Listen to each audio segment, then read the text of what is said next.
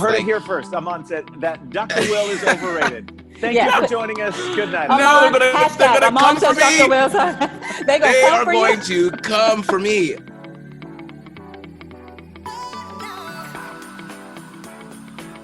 Welcome back. It's The Secret Alliance. Dani, great to see you again. And we've got a special guest. Yes, we have Aman, who's been notorious on Twitter. I found him on Twitter because I used to, I cyberstalk a little at the fans. And he was just so not only funny, but he had profound insight of the game. And that's what we need. That's what we need. And none of this, I like this player because of that. He broke it down. He shoots facts. And that's what I love about him. So I said, you know what? Let's have him on the show. And I think everyone knows him on. He's done skits. He did the infamous Ika and Cindy incident on Big Brother Canada, which was Academy Award winning. And that's Cindy with an S. Excuse me, Cindy with an S, yes. Yeah, and you can't say it without saying that. Whatever, I say Cindy. She just Cindy to me. So we just so glad to have you because we have a lot to talk about. We sure do. Okay, so Aman, we've got the exit interview from Ian.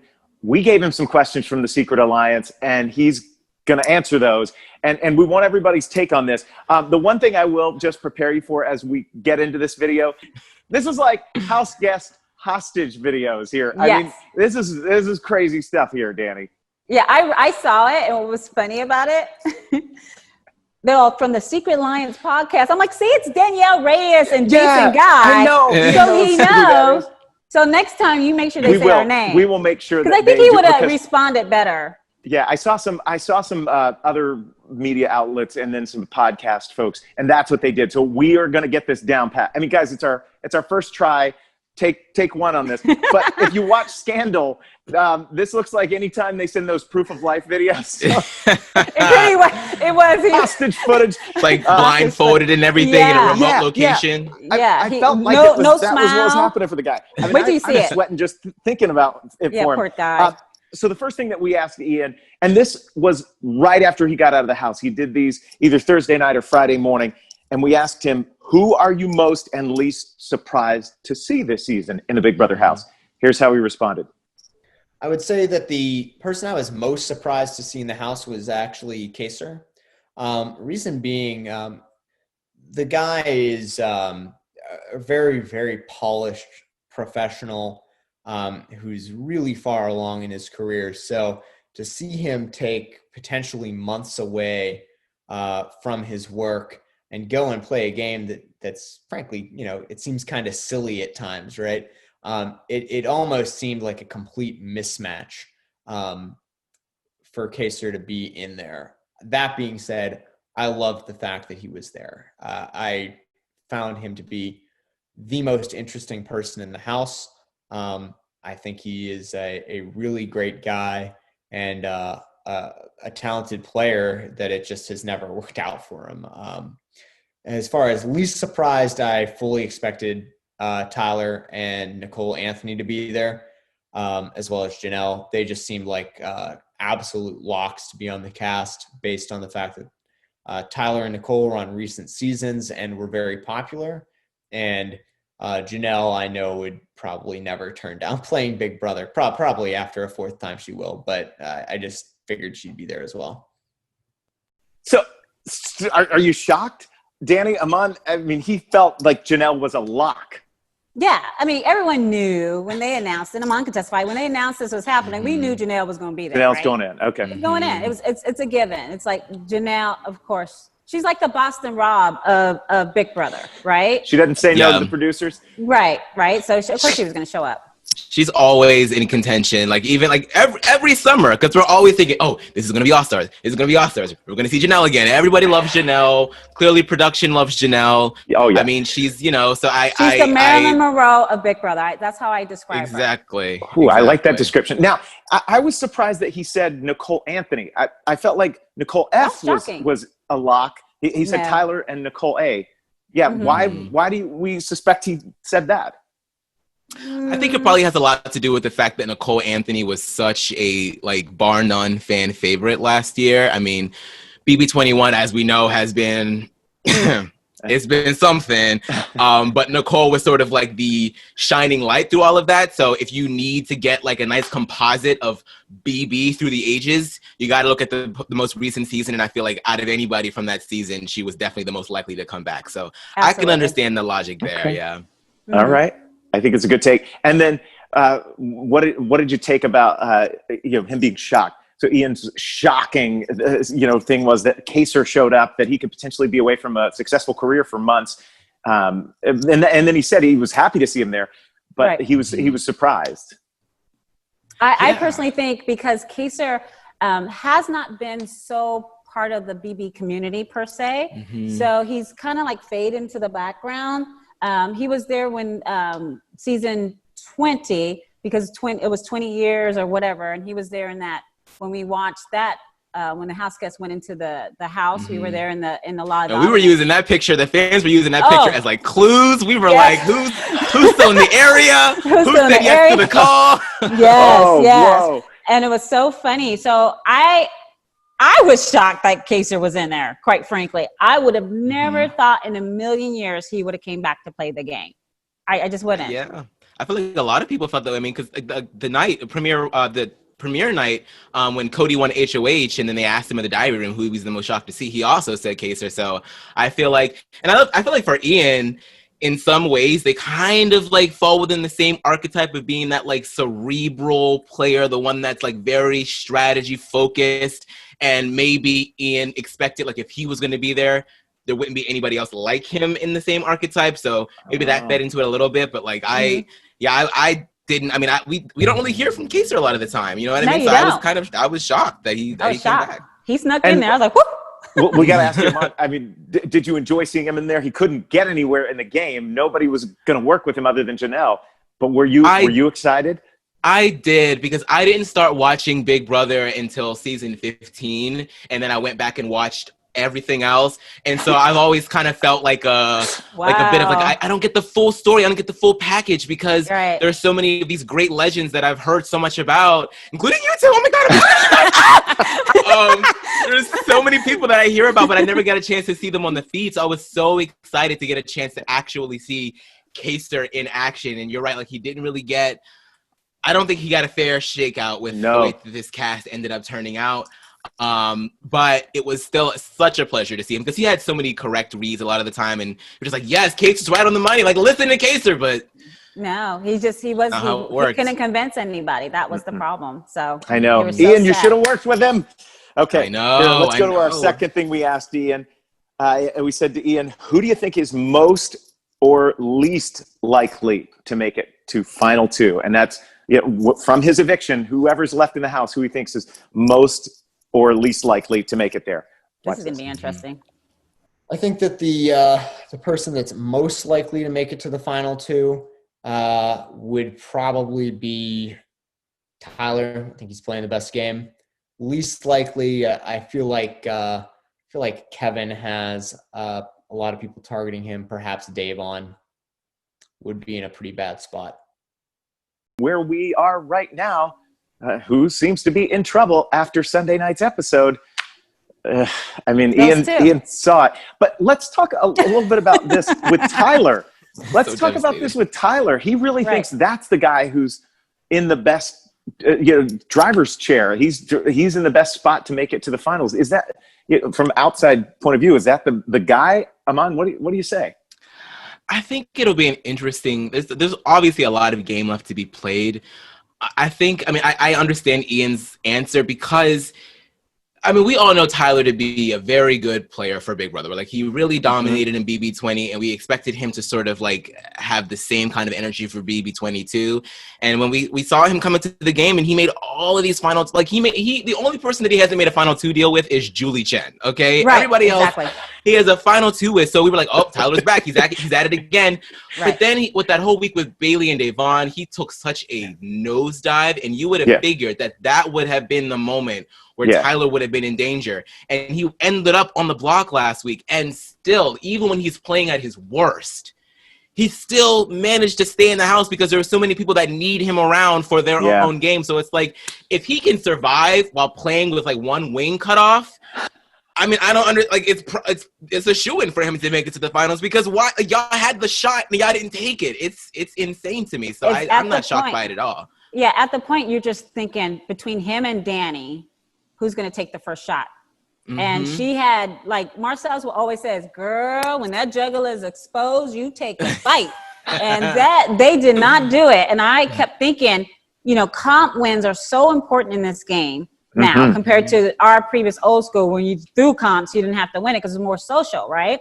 Yeah. But between Cody and Enzo and Memphis, they have to start looking at each other like, can I beat this person in a comp win? Yeah. And he's sitting there, and I don't know why they did not take the shot to get him out.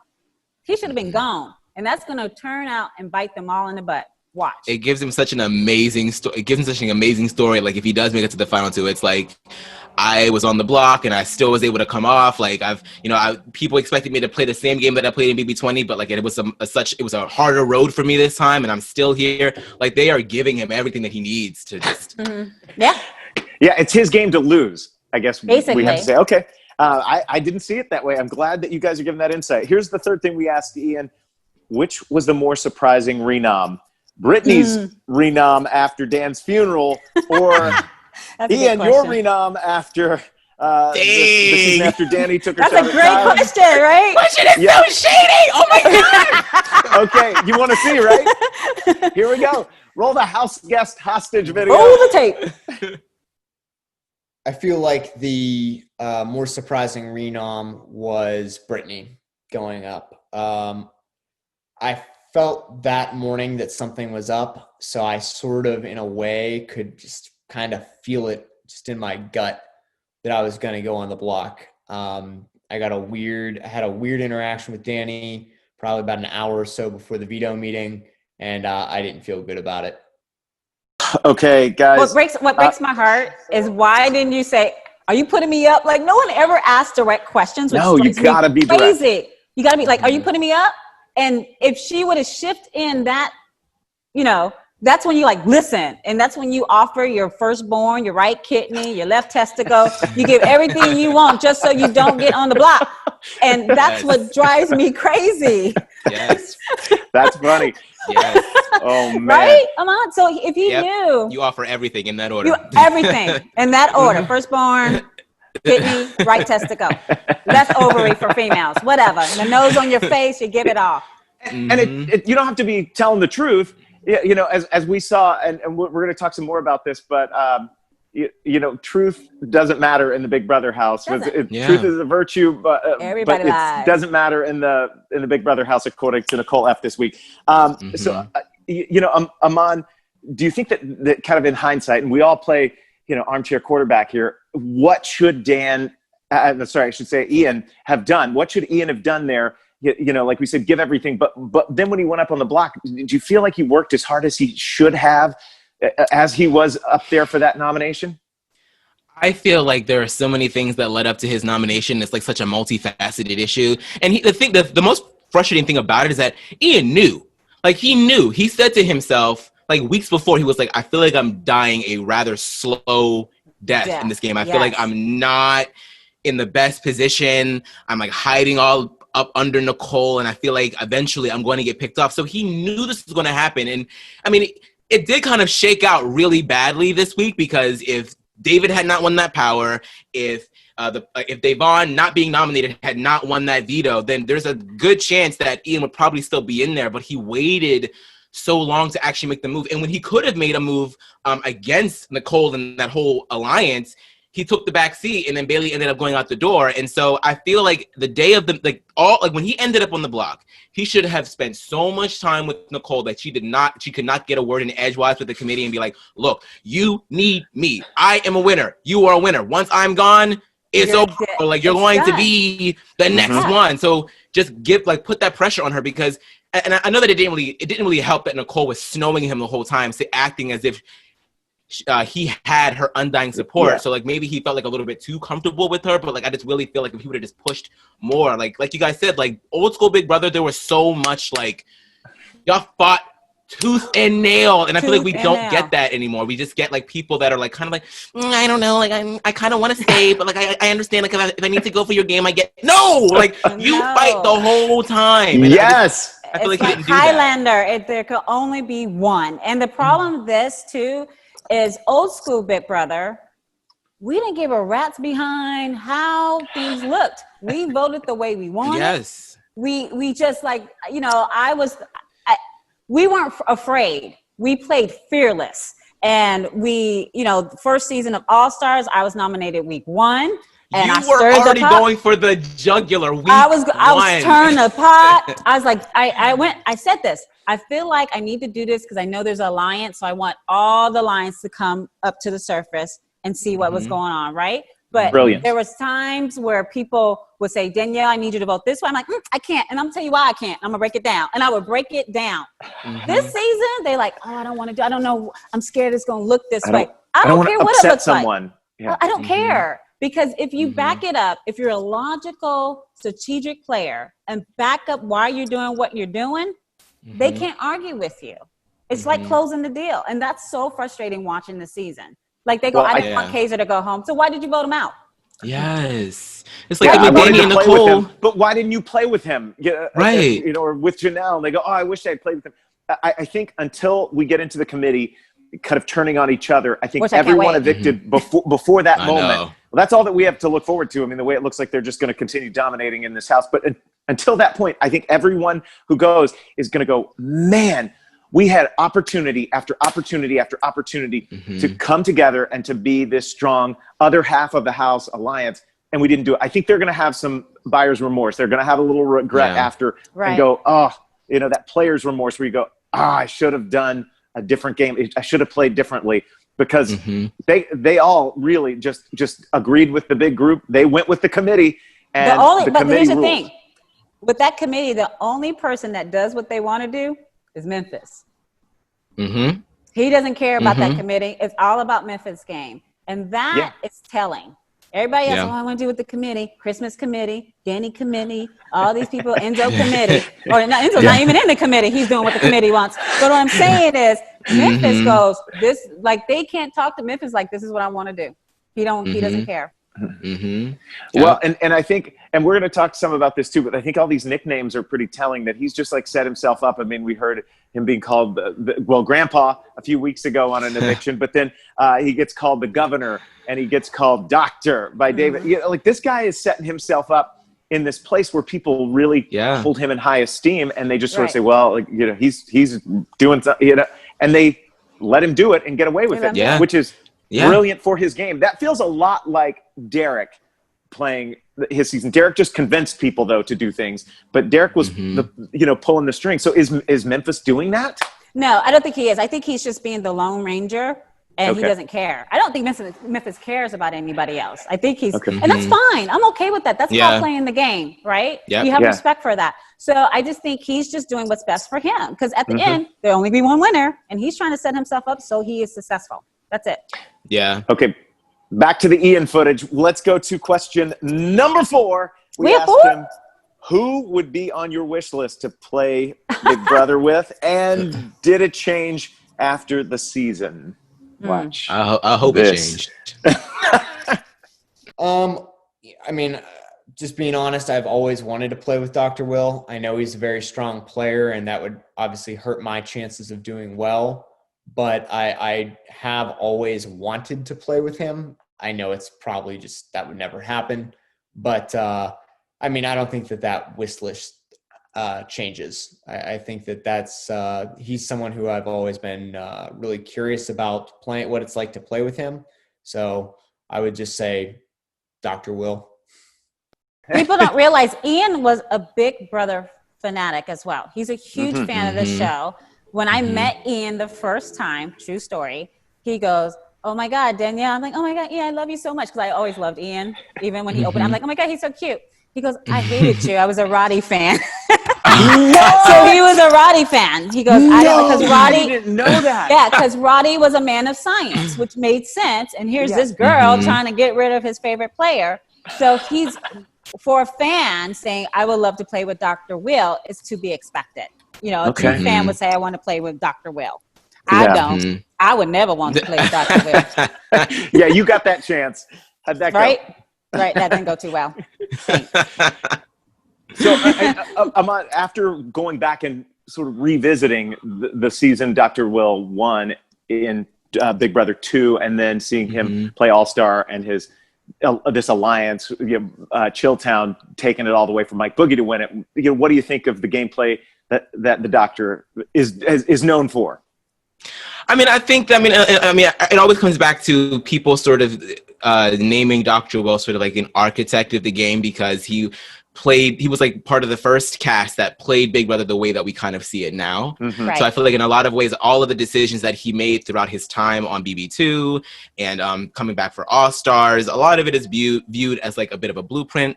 And like, look, no shade to Dr. Will. I think he's great. I think he's such a character. I think that he obviously is going to remain a staple in Big Brother lore forever and ever and ever and ever and ever.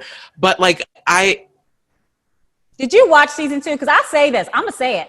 I really think Nicole should have won that game. And I've always said that. I think she played a better game than Dr. Will. And maybe, but she deflected a lot of heat off of Dr. Will. I get that's it. But why that's he just kept my her around personal, as a shield. I get it, but that's my personal opinion. But Dr. Will has always said the diary rooms actually helped him get votes because he would give compliments to players in his diary rooms. He said the diary rooms, unlike me, the diary rooms helped him win his season. Because he was always complimentary. He will always give compliments. And he's very charming. He's the most charismatic man you will ever meet. That man is so charismatic. And he knows how to control the room.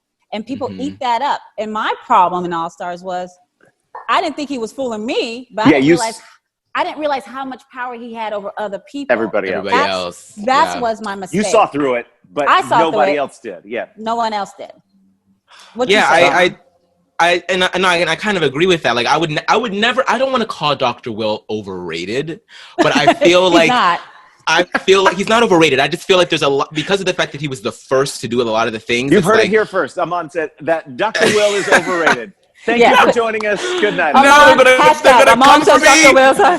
They are going to come for me. I don't think that he's overrated. I just feel like he gets away with a lot of the things because of the fact that he was like the first person to do it. And I feel like at this point in the game of Big Brother, I am so ready for his style of gameplay to no longer be the one that we reserve so much of our reverence for. You know what I mean? Like, I feel like there need to be more names in the mix. It cannot just be Dr. Will, Dan Giesling, and Derek for the rest of all time. Like, I feel like there needs to be more. And Danielle, you get your praise. So I feel like you're definitely in there too. I feel like Vanessa gets her praise. I just feel like there just needs to be more.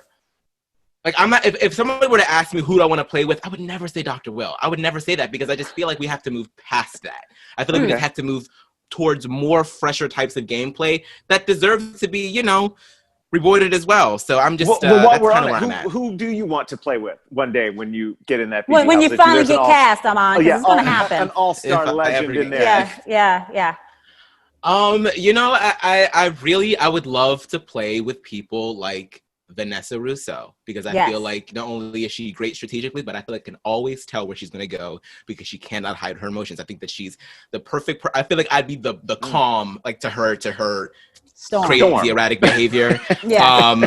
Crazy. Who else? I would like to play. Of course, I would love to play with Devon. I just feel like if she just had the reason why I loved seeing Bayleigh in there with her is because she finally had somebody where she was like, I trust you. Go ride and die. Like, we're good. Like, and I feel like that in a lot of ways it made her such a better player while she was there. So I would love to play with somebody like Devon. Who else? There's so many people.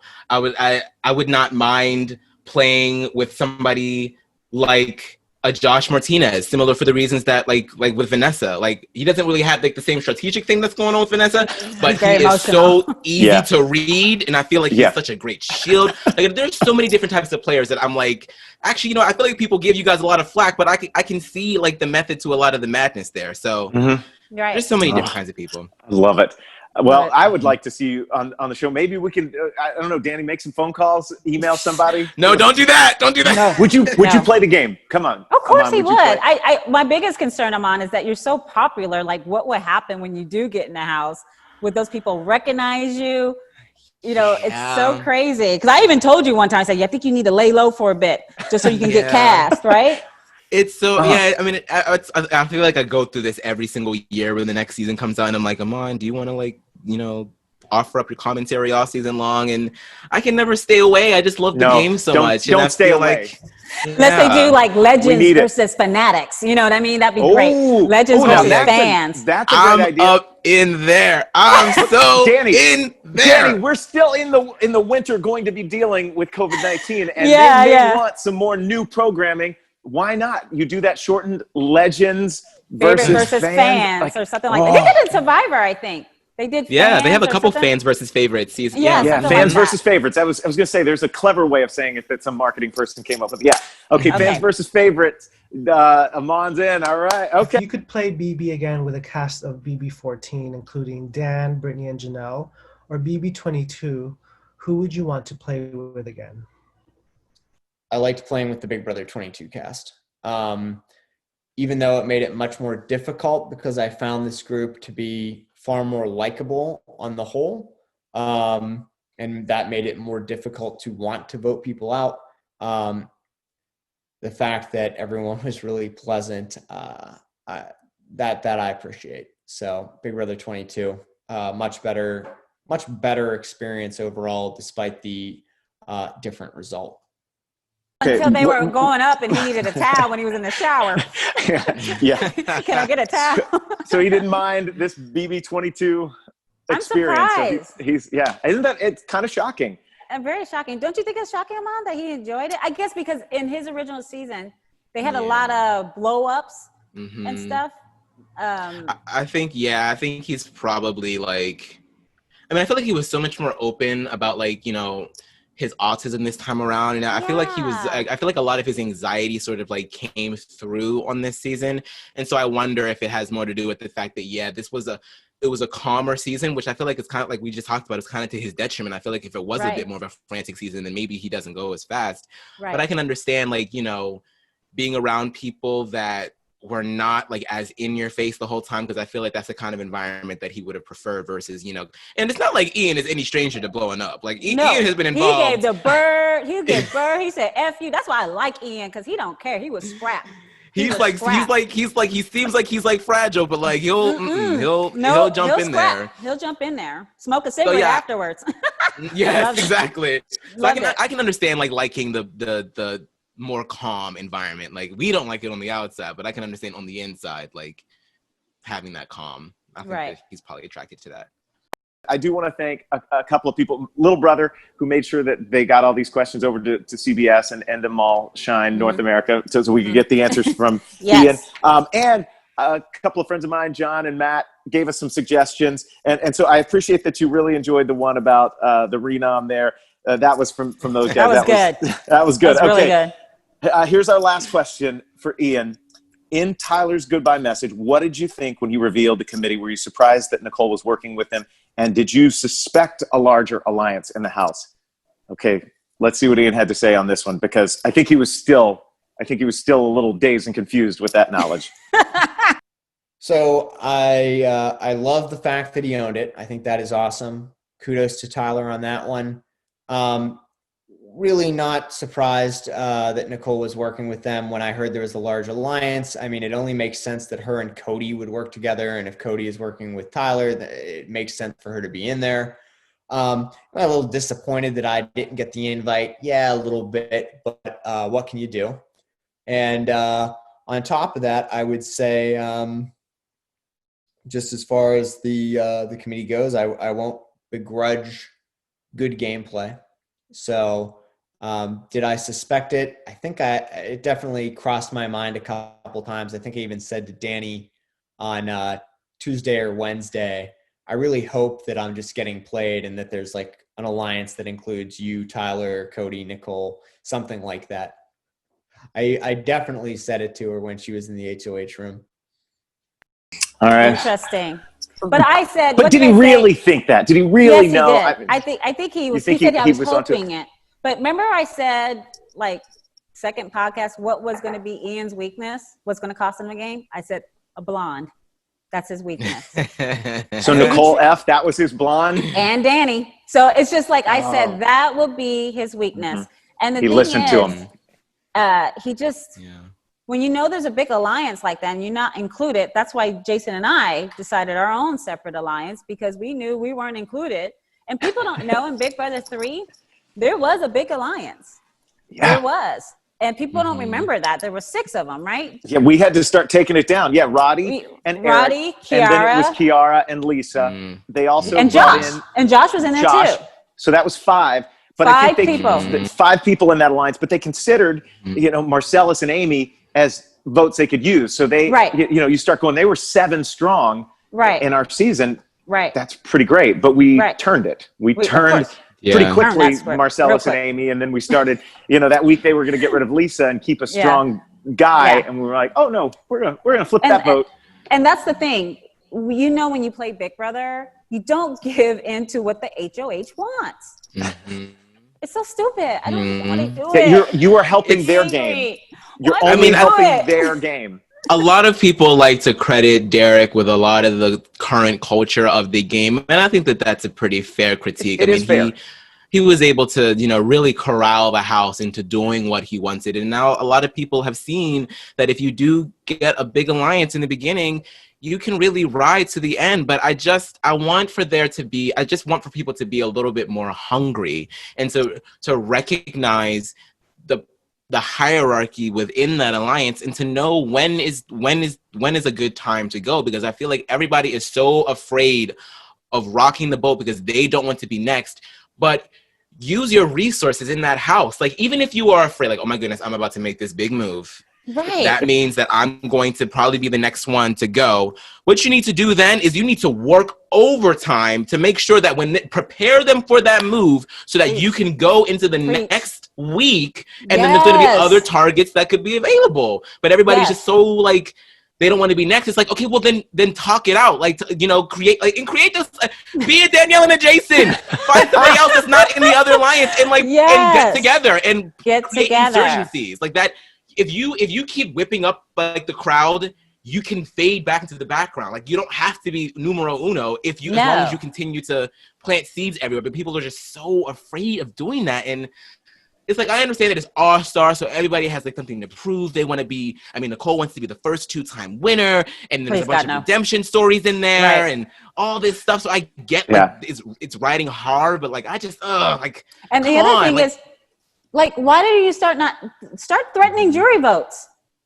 Right? He could have looked Nicole but he could look Nicole and Dani in their face and say, if I go home, I promise you, I promise you going home.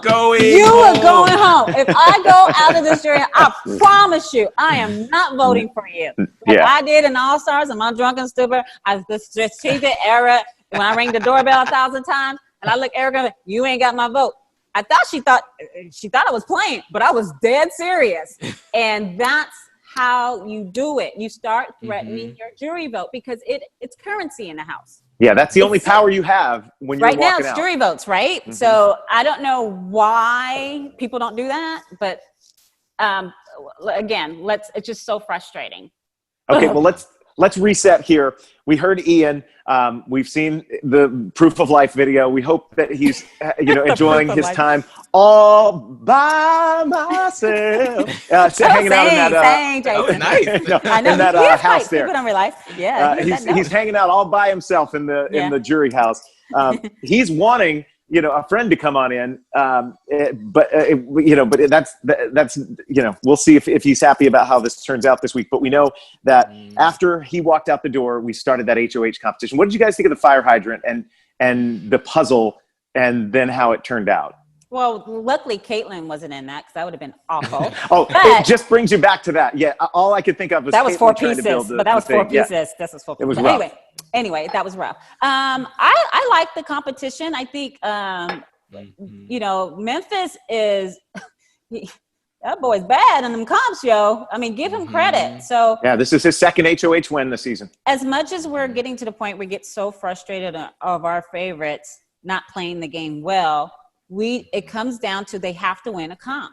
If they don't win a comp, then nothing's going to happen. And we're just begging every Thursday, can Kevin win an HOH? Can David win an HOH? Please, baby Jesus, Davon, God, holy Jesus, help them. Yes. And it's just not helping. It's not happening. And that's the one thing we liked about season 6 was it kept flipping every week. So it was so intriguing. And then when someone in the committee wins, we're like, oh, here we go. Here we go. I'm so bored. And that's so frustrating. So Memphis, you know, he might be, and see, a lot of people don't realize this. Memphis wakes up really, really early, right? Before anybody else. He sits in front of those screens. He's sipping his coffee. Y'all, if y'all don't think that man is studying and taking notes in that morning when the house is quiet, they got another thing coming. Yeah. That's the only time you can process everything is when it's quiet like that. He is counting the days. He can tell you who went out on what. He probably knows what the count was. He probably knows what day it was when things happened. He is studying. So that's why Memphis gets up so early. He drinks that cup of coffee. He sits at that round table and he looks at those house guest pictures. And I guarantee you that man is studying. I think you're right. I think you're right. So he won HOH this week. He had the plan to kind of a strange plan that he didn't talk over with anybody and just did it and kept it totally between, it seems, him and David. He is planning to backdoor David, but what he told David was, let's shake on this. I won't put you up. You don't play in the veto. Yeah. And David shook his hand.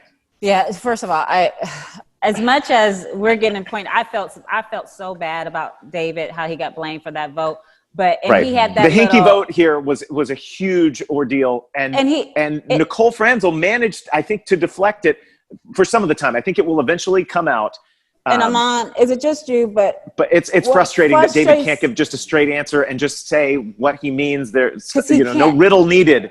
No riddle. Just say it. Say no, I did it, and touch her hand. Look her in her eyeballs.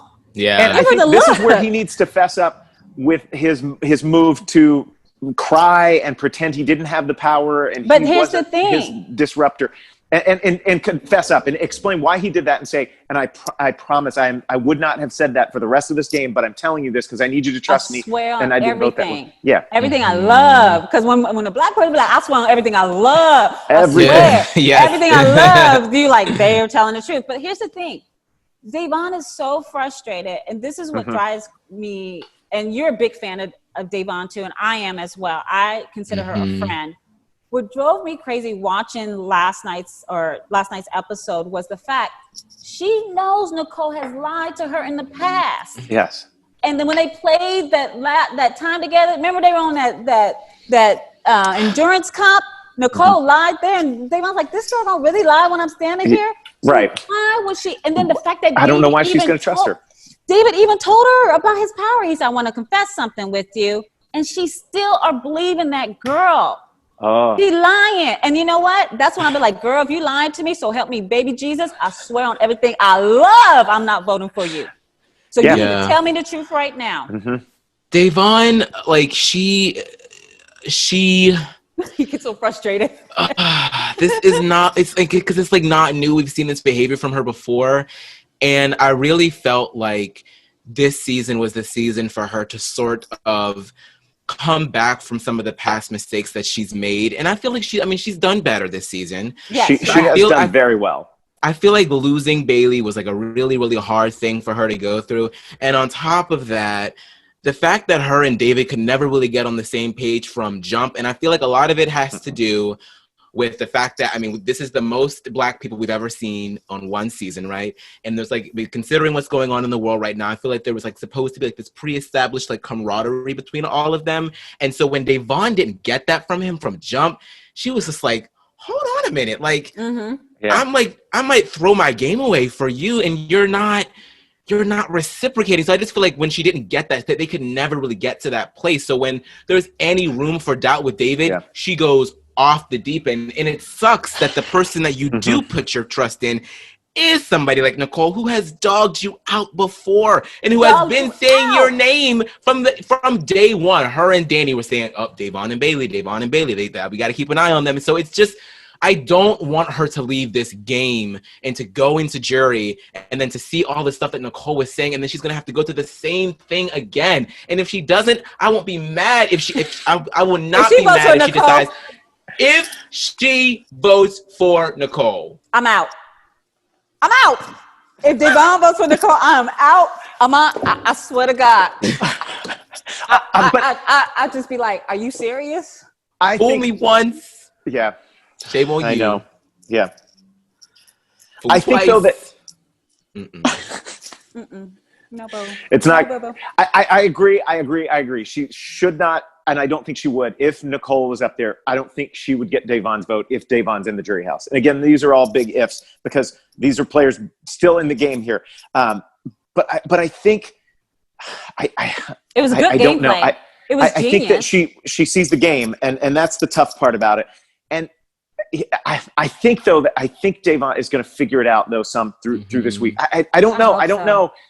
But I just, that's my hope. Like, I'm putting out the good vibes that she's going to somehow go, this doesn't make sense. Like, is there to gain for David doing this? Especially, if he ends up on the block here and he's been, really flipped in this by Memphis and he's had, something dirty done to him. Like, and that's another thing that I reconcile at some point in time there. And he goes, look, this is what just happened to me. And then Davon sees it and the light bulb goes off. And that's another reason why I despise the big alliances, because you would think that something like this would be obvious to Davon, but when you're in a big alliance and they control, they have all the information in the house and they can sit here and focus on a narrative to continuously feed everybody else that's not in the alliance. So it's like, you would think to us, it looks like it's obvious, but to them, when you're being fed all these lies from 6 different people, it's like, oh, well, then maybe it isn't. They all have their stories straight. It's so annoying because she can't break through that. She can't. And what was so frustrating to watch is when Kevin went back and told Dani and Nicole that David was going to vote. It was just like, why are you sharing this information? It's like, so of course he spilled the tea and now it's just so awful to watch. He's just still trying to figure out his gameplay, and I think we heard it best. Somebody saying, I can't remember who it was in the diary room. I wish I had written it down. I was looking through my notes, but basically, this is his first time playing. I mean, keep that in mind. He was gone so fast on his previous Dani season. said it. Basically, Dani said it. So this is really his first time playing. So he is still trying to figure it out. Where everybody else is coming in, and they've got somebody like Janelle who's got season after season after season after season of playing this. They know what's up. And the other thing is, even though David said he hasn't watched any seasons, but I wish he would have, because there's no way in hell, I'm going to have someone blame a vote on me when I'm like, it's Nicole. And I would have called Nicole out. I said, why aren't there more call outs? I don't when they call out, I'll be like, you've lied in previous seasons. Davon, has she lied to you in the past? That's a yes or no question. Yes. Have I lied to you? You say yes, but did I tell you the truth? Yes. I swear on everything I love, I voted this way. Yeah. Everything I love. And Nicole's like, I swear to God, no, I swear I didn't do it. She got away with it with just saying, I swear. I swear. Yeah. And then Dani does the thing, what infuriates me more when I watch this season, which I know players done it, I've probably done it in the past season too, when they get upset when someone plays the game.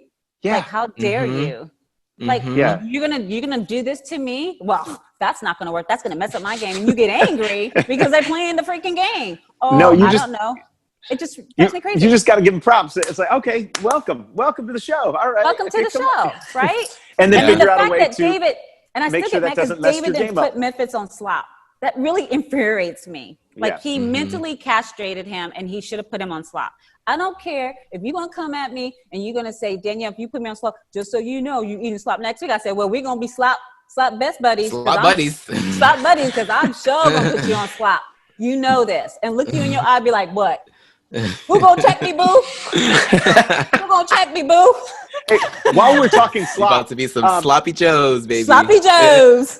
Christmas wasn't happy to get her present of slop this week. That was that was a little bit nasty, and she's not letting it go. She is not letting it go. I'd be like, I would have thrown it in. I would be so mean. I don't know if I'd be mean because it's voting now, so they're jurors. Yeah. I'd be like, it wouldn't. I mean, who else did you pump? You want me to pick anybody else? Right. Who else would I pick? The fact that put me She was on so the mad block. that Day gave her slop, though. She's Yes. like, that's gonna she's gonna hold that against Day. Like, The if thing- Christmas goes to the jury yeah. house before, I feel like she's gonna say, I won't ever vote for you because of that slop. Yeah, the thing that really makes me upset about that is because she's like, why would you go after somebody that you're supposed to be working with? It's like, Christmas, you don't even want to work with her.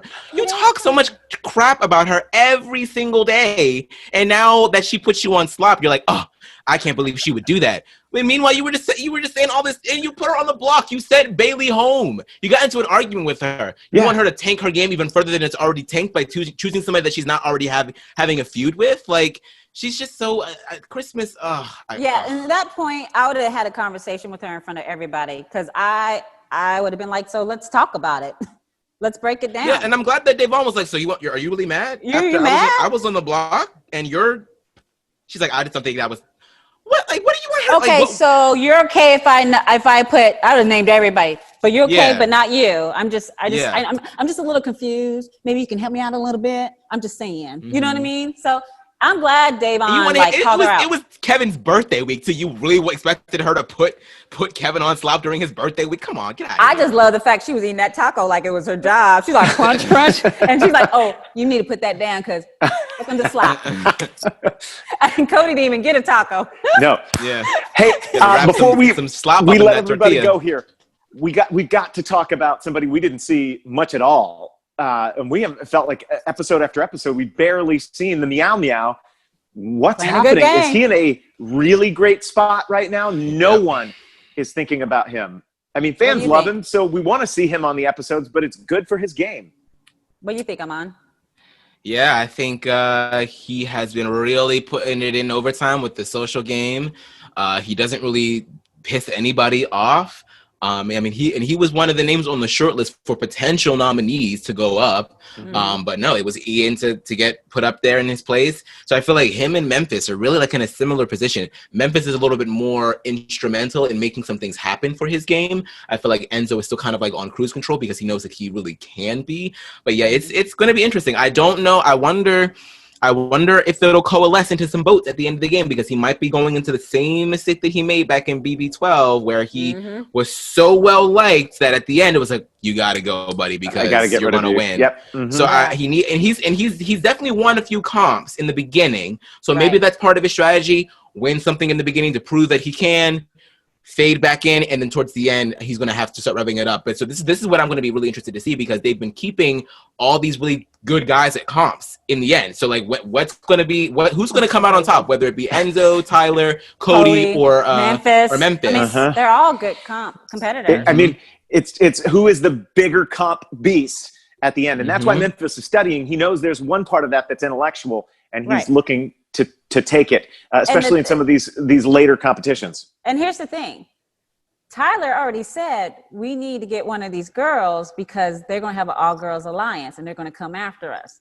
Why the women are not thinking that way boggles my mind.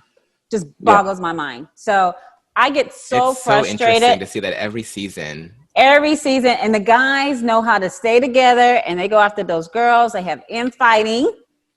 Right? All the arguments is always females going off on each other. And the guys sit there and just watch things happen. And they're there. I just feel like it's like one of those really weird psychological things where it's like, I feel like women sometimes go into the game and they already there's already a stigma against all girls alliances. So they're like, oh, this will never work. This will never work. So they never actually go hardcore for it. But like, I feel like if there weren't such a stigma around it, then maybe I don't know. It's so weird to see it crumble each and every season. I know, but I think it could work. I think it could. I want to see it. So too. And we saw a little bitty teaser to it with Christmas, Dani and Nicole F in the bathtub upstairs in the HOH room, and then Nicole F fell out.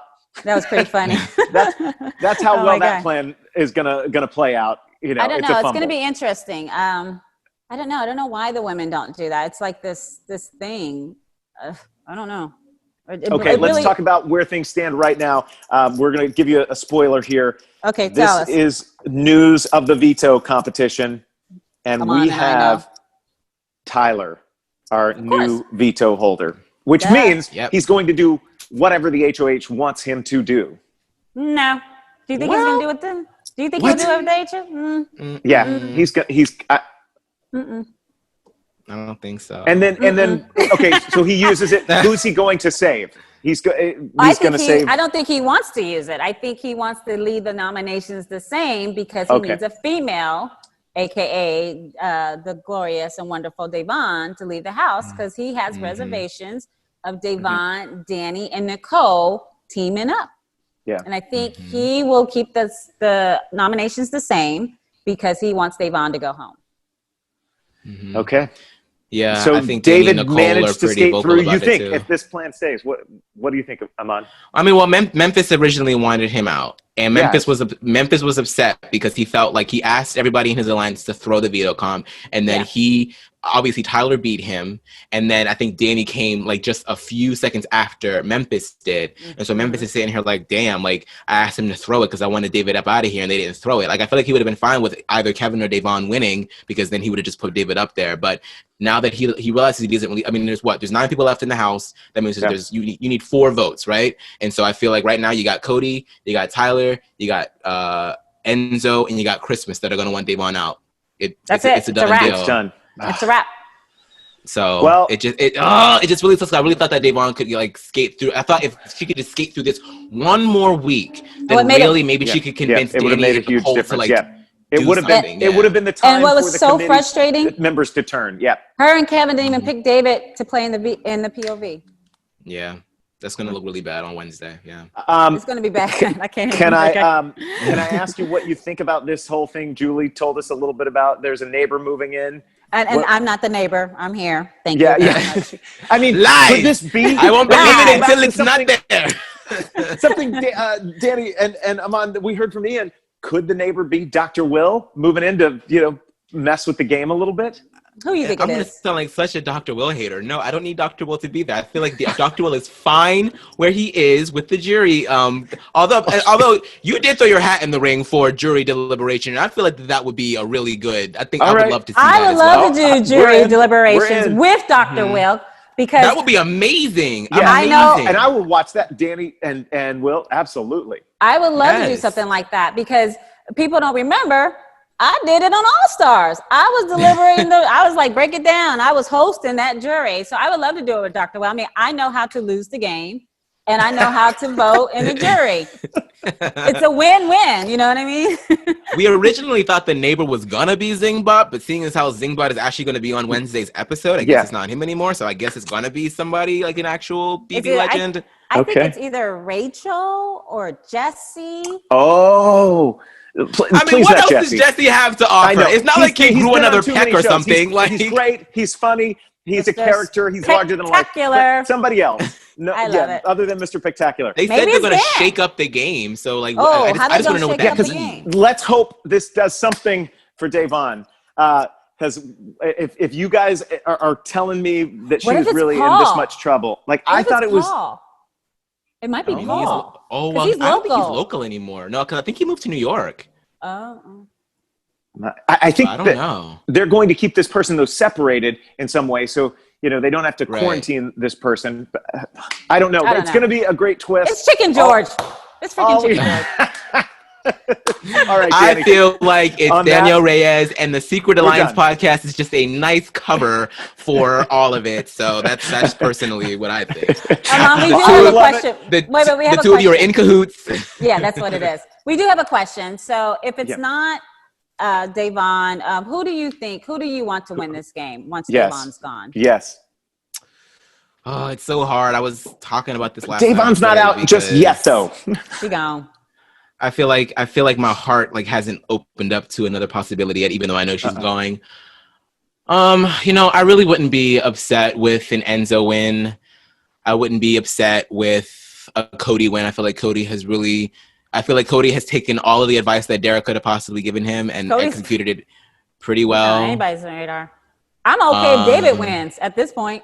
I'm serious. I would be interested to see, it's going to be interesting to see how much further he can go now that he's going to be staying, and Memphis can't be HOH again, so it'll be interesting. I don't know. I still have a little bit of love in my heart for Tyler. I mean, he really frustrated me with the week with Bayleigh and Devon. So like, Yeah. I really would like for that conversation to take place where, you know, people speak with him and tell him like, look, like, do you understand that really wasn't a cool thing to do? Right. The optics is awful. Yeah. Right. But I think that he's getting his head back into the game, and so like a bit of that BB20 Tyler that we've seen is starting to come back out, which kind of excites me. But yeah, those are kind of the three that I'm like, okay, like if you won, I can't be mad if you won, because I mean, I guess Memphis as well, because that's just kind of how it's shaping up, you know? He's playing the freaking game, right? I mean, I don't know. He's playing, I guess on that. Mm-hmm. We can't fault him. We're going to say goodbye. My battery's dying. I lost my light. I got everything. Okay. The music's playing, Mom, Dani. we're going to have you come back in. Dance it out. The next time you see me, I'm going to be in a hostage video here like Ian there. Please send food and water, not slop. No PB&J sandwiches. No PB&J sandwiches. I'll take those over slop any day. It sounds terrible. So no. Aman, thank you for joining us. This has been amazing. Thank you. Thank you so much for having me. This is crazy. Everybody it's a dream come subscribe. true. Like this video on YouTube. Find us wherever you listen to podcasts. This is The Secret Alliance. We're out.